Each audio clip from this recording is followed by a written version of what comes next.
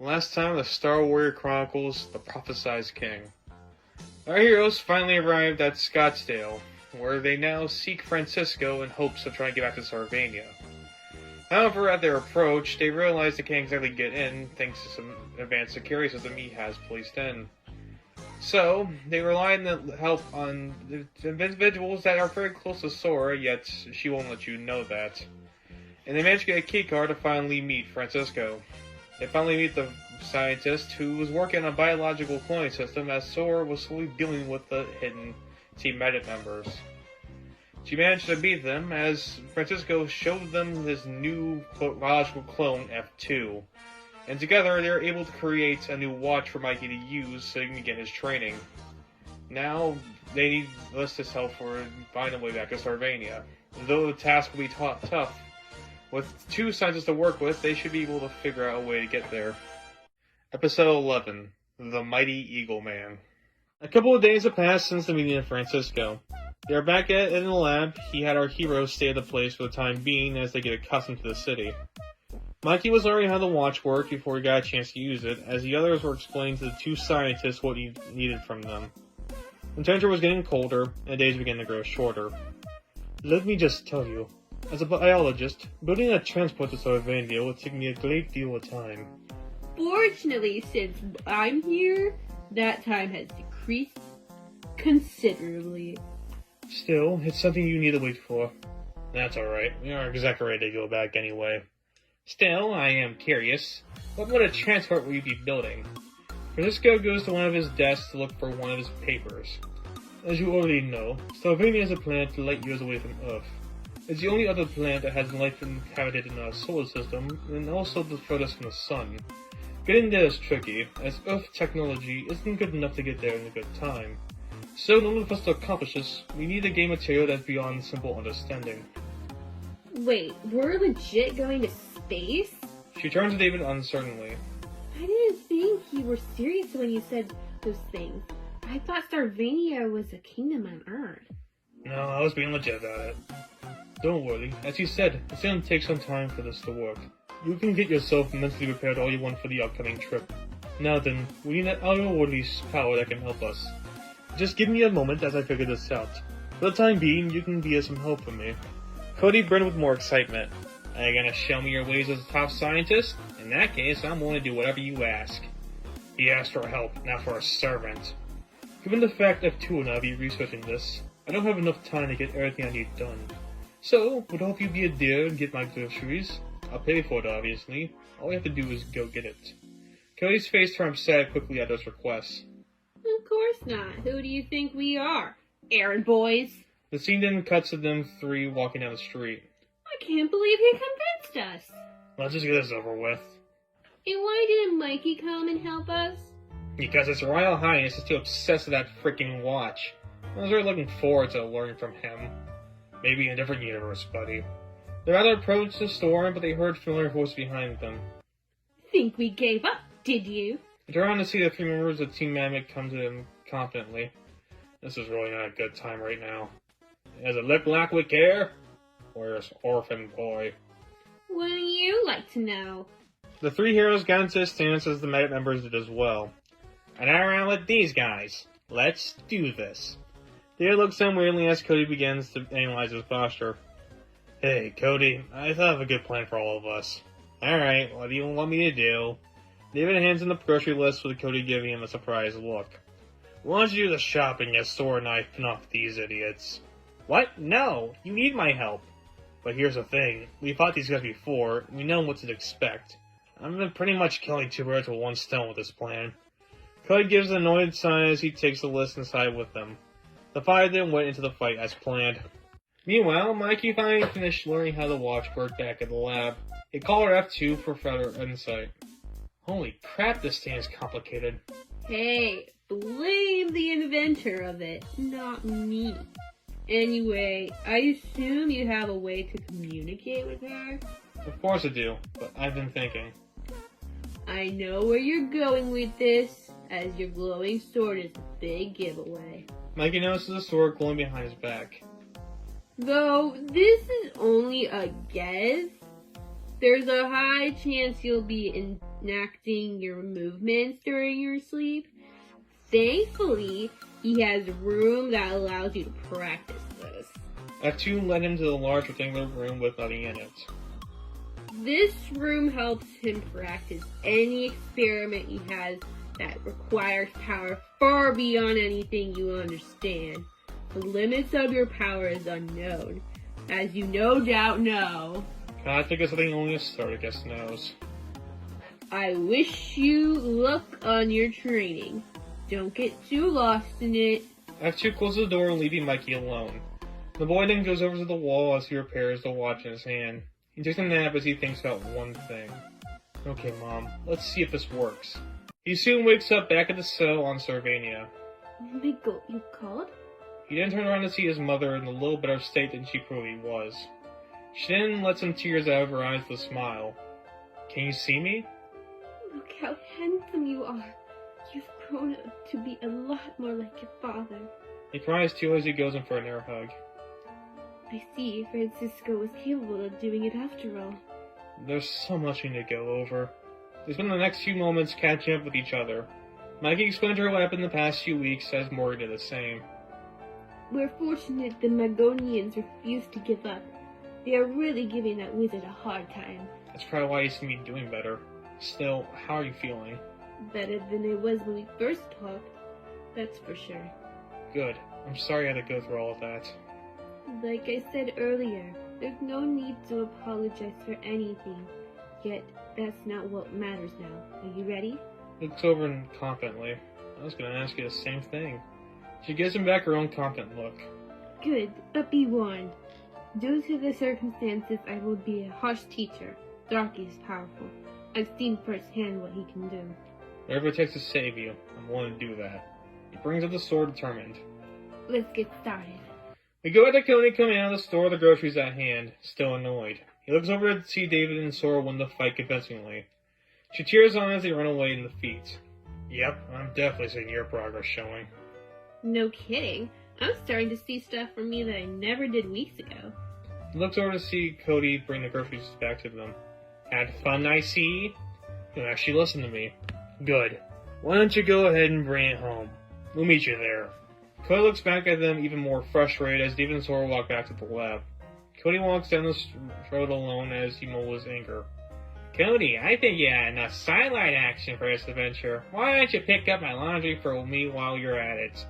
How did I get sidelined already? This is bullcrap. He takes a break on the bench as he blows off some of his steam.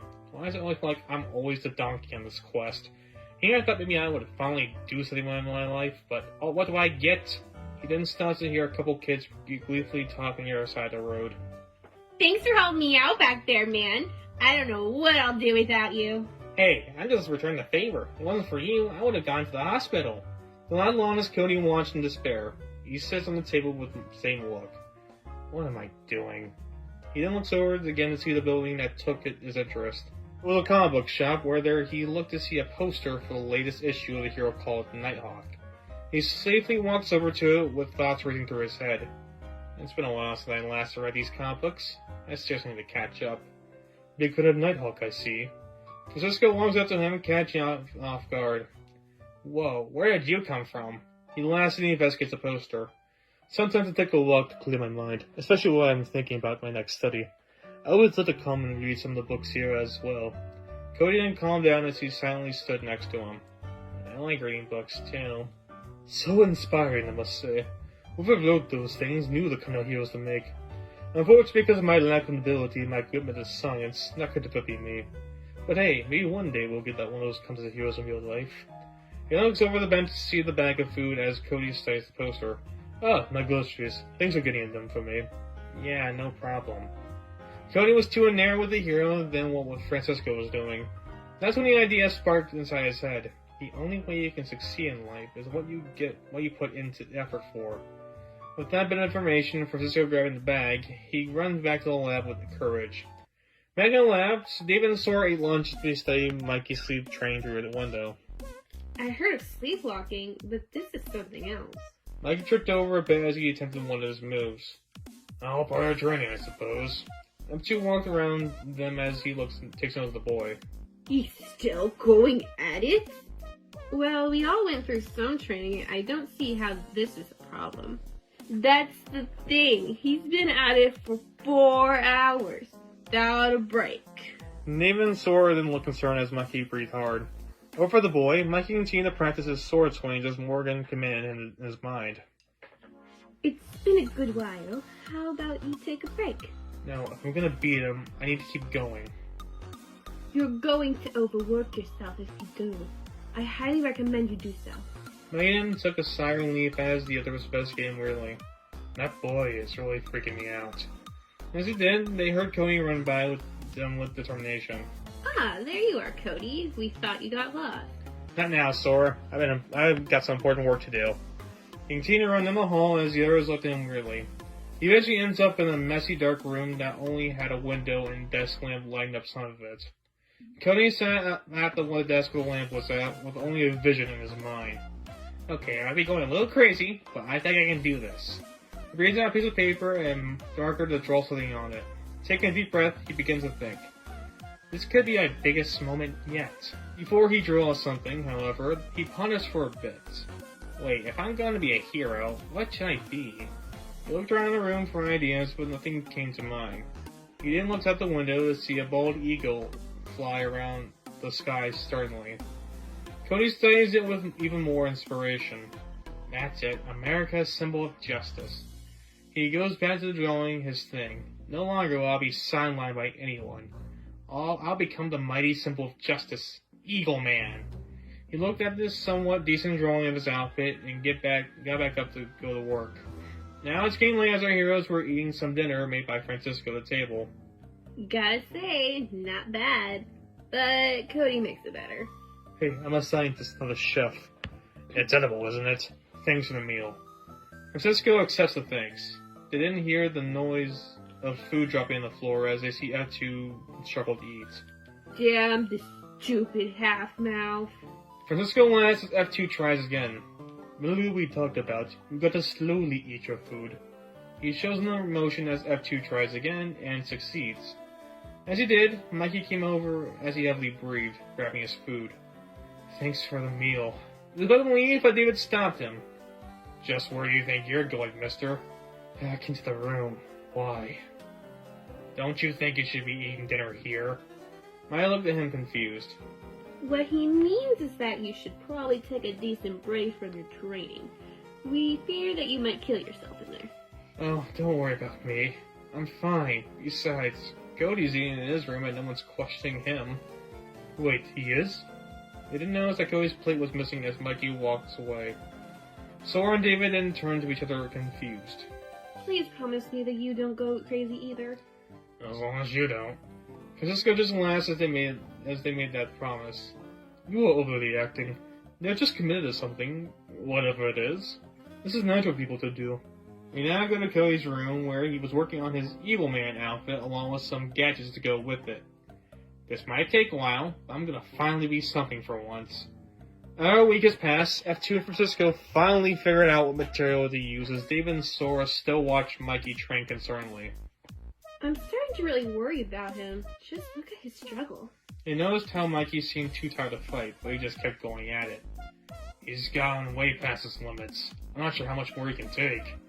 Francisco and F2 finally caught up to them. Good news, we have just the material we need to go get to Sarvania. Indeed, this elusive material is called shift stones. With its power, we can shift the speed of whatever it's bound to. Unfortunately, it's rather rare, so finding one on Earth is a tall order. Not to mention those rocks are ancient. Why should we get those? Well, my friend, I get to tell you some other bad news. As of now, that's our only option. Unless there's an easier or more convenient material, this is the best we can do. Damn, I guess we have no choice. We'll get to it. By the way, you haven't seen Cody, have you? Can't say I have. I thought he was back still in his room. He has been feverishly working on something there. Unlike this boy over here, I'm going to give him a talk if you don't mind. I'll do it. He needs to hear it from someone close to him. Or at least close enough. As they were speaking, Cody had his door cracked a bit to listen to their conversation. He notices David enter the room where Mikey was training with a serious look. With David, he slowly approaches the sleep-fighting Mikey and taps on his shoulder a bit to get his attention. He woke up and took notice of David. "What do you want?" "You might not like this, but I'm forcing you to take a break." "No, I almost got this technique down." "Mikey." He looks back at the serious David and just sighs as he says goodbye to someone. They walk down the room with Mikey annoyed. "This is for the better. It's not like you're completely abandoning it." Mary just looked at him even more annoyed. How about we go watch a movie? I heard that a new Nighthawk is out. "Oh, goody. That sounds like a good idea. I'll pay for it." I can use my own break myself. As do I. Everyone looks strangely at Cody as has a random backpack on him. "Are you going camping?" "I'm sorry?" He looks back at the pack and realized what was going on. "Oh, this. I'm just carrying a few things. There's nothing to worry." Right, anyway, let's get going. They nodded as they went to the movie theater. As they got there, Francisco was buying the tickets as the group had a conversation with Mikey. "I'm right now trying to master what I already know before I try new things. My mom said it's better that I do that." She really has you working, doesn't she?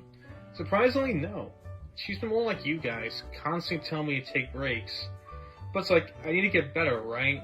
I didn't miss my own birthday just to take a break now. And just like that, we missed another one. Just look at us taking you to the theater as your present. That's not the point. As they continue to converse, Cody notices something odd happening beside the theater. He sees the three members of Magnets behind them enter it. He just looked at them confidently as he adjusted his backpack. After a while, the movie ended with each one giving a disappointed look. That has got to be the worst movie I've ever saw. I agree. And I was born 2 weeks ago. At least I got one officially checked on my bucket list this time. Just wait, I'll take you to an actual good movie one day. Unfortunately for you, anytime soon. I looked over to see the many members approach him again. Cody takes notice and quietly goes back into the building. As Cody would say, "Hey, Mac nerds." Good. I've been looking for some practice. Practice? How dare you? They're confident. Well, this time you will fail. Whatever. I can't wait to see how you fail this time. After all this name calling, I would love to beat the shit out of you three. Before they fought, they heard noise come from the top of the building. "Not so fast, evildoers! You will not cause any murder here in my city." All of them looked confused as they saw a short man in a purple and gray bird costume that only had his mouth showing along with his eyes. He stood confident with a huge smile on his face and his fist on his hips. "What the hell was that?" "Only the greatest here to show his face on earth. Behold, as you are witness the bird of justice, Eagleman." "Eagle who?" He uses his wings that were on his sleeves to glide down to their level and speaks to himself. Wings work perfectly as to be expected. He turns around to the Magnet guys. "Are you intending to commit murder on 3 adults and 2 children in my watch?" "So what if we are? We aren't going to do anything about it." He laughs as he pulls 3 eggs from his belt. What's that? Your offspring? The members laughed as the Eagleman threw the eggs towards him at the ground. "Not saying, dumbass!" They laughed harder as the eggs exploded with smoke coming out of it. It blocked everyone's vision as they coughed. Okay, so he might have a few tricks. They then heard Darknut fall to the ground hard. The others panicked with Joe aiming frantically in the fog. He got a seer. Now we're gonna see him. Keep calm. I'm sure he can easily be dealt with. Shin fell a hard punch on him back as she fell to the ground.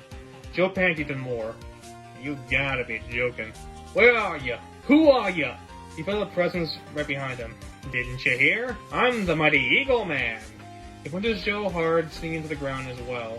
The fall cleared to see Eagleman was victorious. He rejoiced with confidence as the members slowly got up. "Now then, you best be running unless you want any more of this." They looked at him shakingly and proceeded to run once more. "That's what I thought. Looks like their plans got scrambled." He turns to everyone else in the vicinity as they looked at him shocked. "Don't fear, citizens. As long as I, Eagleman, is still alive, no criminal will hurt you." Everyone besides the heroes clapped out and cheered as Eagleman absorbed this ovation. Looks around and feels at ease with the others. He runs toward the nearby alleyway as the groups regain their thoughts. I think our friend has been hitting it recently, and not in the good way. Eagleman arrives back to the lab and hops through a window into Cody's room with his backpack. He takes off the headgear first to reveal Cody with the messy hair. He seems extremely happy as he put his clothes back on. It worked. It really worked. I'm gonna have to make more smoke bombs and fix a few things, but for now, I'm a hero. He gets out of the room to see his friends on the other side. Eagleman, huh? Oh yeah, I heard about it from a word of mouth. There's no need to hide it. We know that's you. That was you. Honestly, I'm impressed. That was something else. And it also explains what you've been doing all week. Cody sighed as he knew that Ori knew too much. Okay, I got a little tired of being a butt monkey all the time, so, like I did back at Phoenix, I took matters into my own hands and made this persona. Sounds like you've been busy. It did take me a bit, and there's still plenty of things needed to improve, but so far, great start. Yeah, they didn't know what to do. I wonder what will happen. I wonder what it will be like when they come back. Cody and the others looked at him weirdly. What do you mean? What I mean is quit while you're ahead. You're not like us, you're gonna get yourself killed. Cody looked at him surprised. What? No, this is my big break. I know I'm just starting, but give me the chance to show you I can do this. Dale was about to refuse, but he was stopped by Mikey and Sora. Give him a break. As long as he knows what he's doing, he should be fine. That's what I'm worried about. I've seen too many people, especially back at Sarvania, get this hero complex and die when they face bigger fish. He has no idea what he's putting himself in. Well, it's too late for that. He's gone. They looked so shocked as they saw Cody disappear with the window still open. Don't worry, David. What's the worst that can happen? Nothing. That's why I'm going back to trading. And we're going to find some shift stones. All three of them left to do just that, and Sora shrugged it off confidently. Why does no one listen to me? The reign of the mighty Eagleman has begun. Cody, in his persona, goes around to train his new equipment around town. He had grappling hooks on his wrist, more egg smoke bombs, and some sharp knives on each feathers of his sleeve. He zipped by town looking for any criminal or evil to fight. He takes notice of an old man getting robbed by a masked person. He flies down there confidently. Stop right there! Just what are you intending to do with that knife? The thief looks back and nervously sees him. He starts running away after dropping his weapon, and Cody throws a nearby rock at him. It worked, and Cody apprehends them to the police. Thanks, Eagleman. That's another one in the slammer. As you can say, this was over easy. They now go back to the lab where David and Sora looked at the news site talking about Eagleman. This mysterious hero Eagleman has made quite a name for himself in the past few days. Crime rate here has decreased significantly as his name is spoken around town. The question still remains, who is the Bird of Justice? And what really are his motives? Cody comes back out of his room to see the two look at TV. He probably walks over with a slick grin. Impressive, I know. In a short time, I managed to become the greatest hero this place has seen. He was about to raise his arm, but he felt it cramped. Not bad. You've been doing a good job as of late. Mikey comes out of the training room to see Cody return. Oh, you're back. I told my mom about your superhero business. Yeah, I can see how little effort it takes to defeat an average crook. One step at a time. I'm not going to turn a night clock in seconds' notice. You give up, wish I know how long it takes. Yeah, I'm feeling concerned about that. I think you might be over your head. Cody just looked at him angrily. Would it kill you to approve of me, please? I'm just worried about you might die when a bigger threat comes out. I really think you should reconsider. Reconsider what? I live my best life right now. Besides, if I do face a bigger threat, I can deal with him. Just shows that with me doing this in these two's training session, you might become the weakest link. That's not it at all. But fine, believe what you want to believe. At the end of the day, I'm going to be proven right. Oh, I'm not too sure about that. Now it cuts out to a darker room where all of Team Hat members reside. They look at a TV with Eagleman's news on it. Say, boss, that's a new hero that's been stopping us. Pearson investigates the screen before he looks at his crew disappointingly. Do you seriously want me to believe that you lost to an idiot that wears that ridiculous bird outfit? He's more powerful than he seems. What should we do? Pearson just kept that same look as he shook his head. Ay, ay, ay, ay, ay. What am I going to do with you three? I'll take care of this caped crusader. Just wait here. He walks out, the others look at him shocked. The day went dusk as Eagleman stopped a robbery at a convenience store. Surely that'll teach you to conveniently stop robbing. He gives a laugh as the police takes them away. Another crime stopped thanks to the efforts of Eagleman. I'm seriously on a roll. He kept his thoughts as he used his hook to go on top of the building. Soon even David will start to respect me at this rate. But it just feels good to help out in a way that doesn't leave me confined to just that mechanic shop. He then took a second to gaze at the view of the city as the sun were going down. He then stepped to the top of the highest building. I did it. He probably looks down to see something fishy. As his instincts told him to go, he did so with quick haste. Do I smell crime taking place? Trying to see the place awfully empty. He didn't hear his claws clamoring towards him. With a turn, he sees Pearson move towards him. So you're the latest attraction of this place. How nice to finally meet you, Eagleman.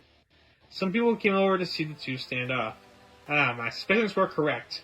Fortunately, I stopped you from doing whatever it is you're doing. I was thinking of committing a murder, and it is getting close to November, so some bird should do me nicely. Some people gasped as Cody gave a hearty laugh. That confident, you say? Okay then, show me what you got. Pearson launches one of his claws at Cody, as Cody easily dodges. In fact, he dodges all of them easily and gets to the stance as the people cheered. Is that the best you can do? That was really more from all that talk you have. He then pulled some smoke bombs and threw it at him. Fog spalled once more, and Eagleman ran to the fight. Your attacks feed nothing to the bird of justice. Just then he felt a claw grab his leg and pulls him toward Pearson outside the fog. He looks at him fiercely as Cody tries to keep calm. Do you ever shut up? Cody plays it off with a laughing. Don't worry about me, citizens. I might have the upper hand now, but I got it under control. He tries to break free with his knife sleeves. It didn't work as the claws were too thick. Seems the claw upgrades paid off. Cody gulped his stress as he looked from another way out. Fear not, for I will not be bested. Pearson rolled his eyes as he uses multiple street claws to strike him. It sent the bird towards the ground in pain, and Pearson just used more claws to strangle Cody to death. Oh, please. Quit blabbering your mouth. You think all of that talk is going to inspire hope into these people? Or for anyone in that matter? Of course not. You can never do that. Just some idiot who dresses up as a bird and stops petty criminals. Oh, look at me. I'm Mr. Big Shot over here. Stupid! You were never once a hero. I don't know why putting on that costume made you think you were. And I don't know why you continue to do so. But it doesn't matter now. Cody tries to fight back, but it was to no avail as he was slowly losing consciousness. Everyone else looked in horror as if feared the worst. As I thought. Just another guy.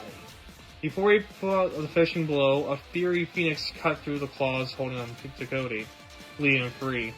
He caught his breath as he coughed out some air, and he saw David stand in front of them facing the metalhead. Peterson. Emblem, we meet yet again. I will not let you kill another person in my sight. Leave now or I'll end you. Just like you did last time? David pulled an arrow out to aim for him. Don't tempt me. Pearson analyzed the situation and walked away. As you wish. I did what I needed to do anyway. He quickly rolled away as the crowd cheered for David. David remained unfazed as he turned to Cody. Cody looked at the ground at the feet and walked away towards the alleyway. David soon followed to see Cody take off the Eagleman headpiece and toss it to the heart of the ground. I believe an apology is in order. Cody kept his back turned to him. An apology? For being right like you always think you are? David didn't respond as Cody turned to him upset.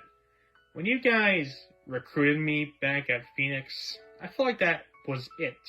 That was the moment where my life truly began. But the more I went on this venture, the more I learned that this was no different than it was back in my place. But you got what you wanted. You saw the whole world and helped us identify abilities that you could have easily figured out yourself. Even it was never about just seeing the world. Though that was a part of it, it was about me not being left out. Every time I do something, I'm always overlooked by either you, my dad, or any other random person I have to meet that day. I already felt 2 weeks ago when you sent me to the store. I thought about what I am and what I really want to do with my life. That's why I want to become a hero. I did this so I can finally feel like I'm worth it, and that maybe you might see me with some respect. But no. All it did was remind me of my norm, that I'm nothing more than a simple man who accomplishes nothing meaningful in his life. Tears formed in his eyes as David started to worryingly look at him. I was only looking out for your safety. Well, congratulations! You were right. I was never cut out for this. Don't bother trying to make this better. It's shockingly the one thing you're not good at. Cody walks away as some tears left. David tried to call back for him, but he didn't listen. He looks down at the headpiece that was Eagleman. This made David think as he went back to the lab. Sora saw it too, and she gave her own worried look. He quit the superhero thing? After he realized I was right. She didn't guess as she knew what happened. I knew it. I knew it had something to do with it. He was gonna die. He wanted to be included. You could have at least helped him instead of demoralizing him. Trust me, I know from first-hand experience what it's like to have that happen to you. He's a normal human. He had no chance to be a hero. And you wrote him off before you gave him one?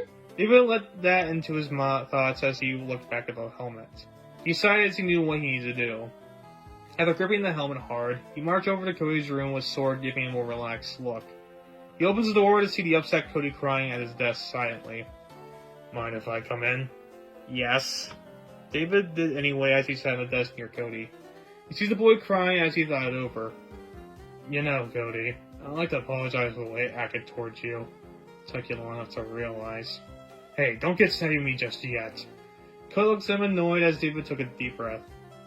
I know you want to be more than what you think you are. I might not understand that, but I can see you long for more. So, I made a decision. You can refuse if you want. What is it? He wiped away some of his tears as David took another deep breath.